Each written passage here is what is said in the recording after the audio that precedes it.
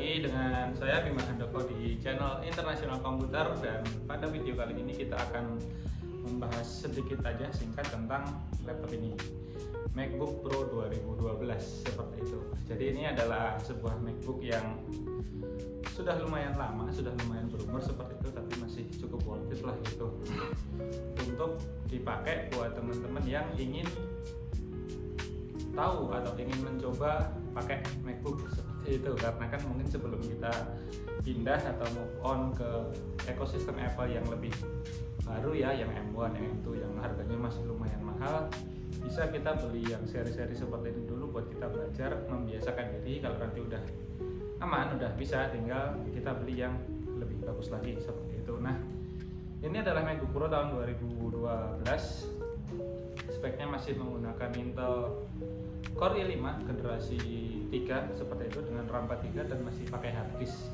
itu.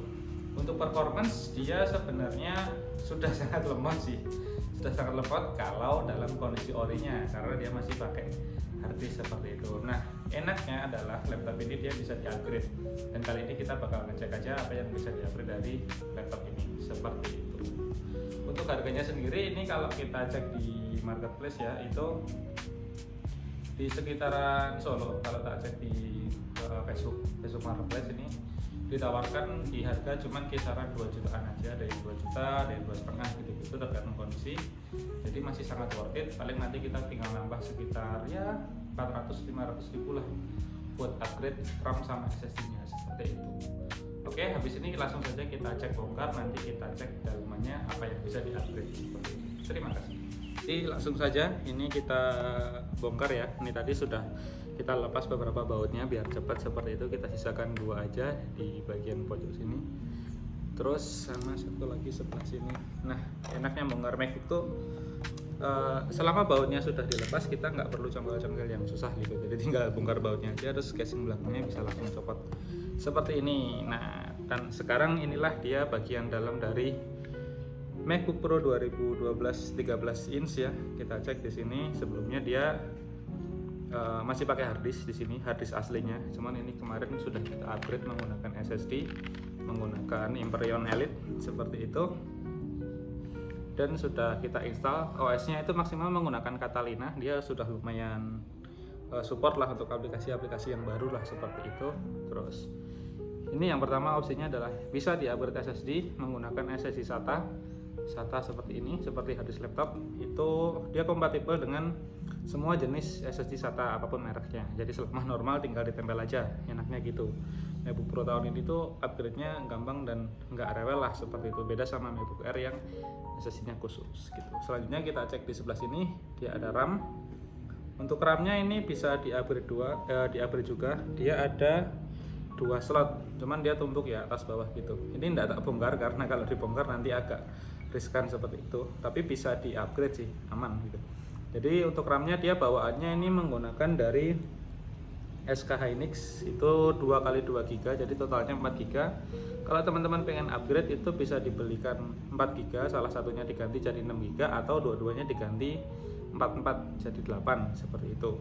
Atau 8+8 juga bisa, tapi itu nanti kayaknya kebanyakan sih, karena dia prosesornya kan baru generasi 3 ya, nggak yang sebegitu kencengnya gitu. Jadi saran sih tetap paling bagus itu kalau mau upgrade itu bisa menggunakan 4 ditambah 4, nanti jadinya 8 seperti itu. Terus untuk yang lain-lain ini sepertinya tidak ada yang bisa di-upgrade, hanya itu aja. Di sini masih ada DVD. Oh ya, DVD sebenarnya dia bisa di-upgrade juga. Jadi kalau teman-teman pengen punya storage yang lebih gede, jadi hard disknya biarin tetap di sini, nggak usah diganti. SSD-nya ini sebenarnya bisa ditaruh di tempat DVD-nya.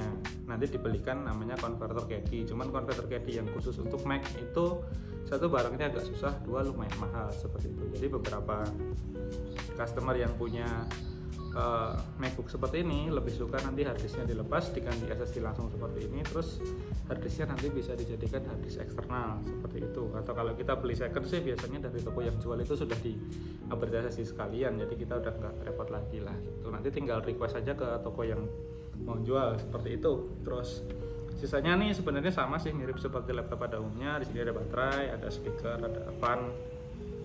Terus komponen mainboardnya yang paling penting ya, logic board kalau di Apple namanya, itu tok. Untuk ketersediaan barang International Computer sementara ini masih belum nyetok untuk MacBooknya seperti itu. Kalau yang seri-seri ini biasanya kita menerima PO atau menerima buy order gitu, tapi untuk seri yang lebih baru, misal 2017, 2018 seperti itu. Karena kalau yang tahun segini di supplier itu biasanya udah nggak ada, jadi dia adanya di personal aja. Jadi kalau teman-teman pengen nyari MacBook yang setahun-tahun segini, itu kita sarankan lebih baik coba ke Facebook aja. Cari Facebook Marketplace, nanti di sana masih ada beberapa yang jual, ada yang perorangan, ada yang toko seperti itu, dan harganya tadi kisaran 2 jutaan itu udah dapat lah, Mas. Dari segi worth it, harga sangat worth it sekali ya. Kita 2 juta dapat produknya Apple dengan sedikit tweak upgrade gitu. Misal kita bisa tambah RAM juga, atau cuman kayak gini dia tambah SSD aja. Itu kemarin kita coba tes install sudah lumayan kenceng dan dipakai enak lah buat online, buat ngerjain office gitu-gitu, aman. Buat desain Corel dan Photoshop itu masih bisa juga, masih termasuk bisa lah seperti itu. Jadi buat teman-teman yang punya setelah beli iPhone terus pengen kepikiran kayaknya pengen MacBook juga deh gitu, dan belum tahu apakah bisa atau enggak buat kita move on sepenuhnya ke produknya Apple seperti itu, bisa coba yang ini dulu.